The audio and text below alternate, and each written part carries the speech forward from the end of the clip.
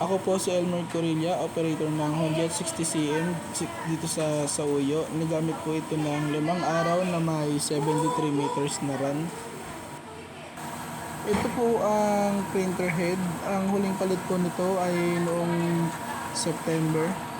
Ito naman ang capping na may 95% good condition. Head clean.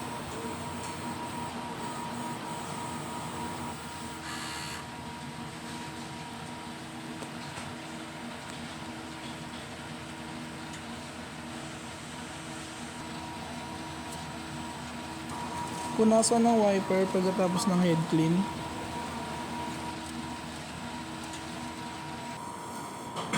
Nozzle test.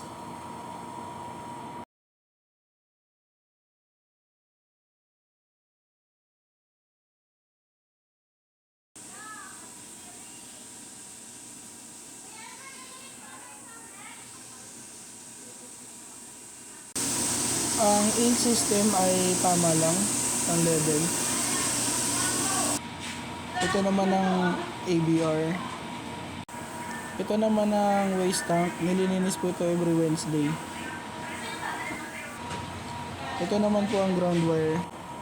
Ito naman po ang stocks ng mga ink tsaka powder. Ito naman po ang mga used ink.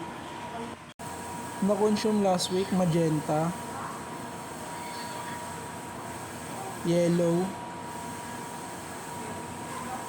white, powder, cleaning solution, daily output,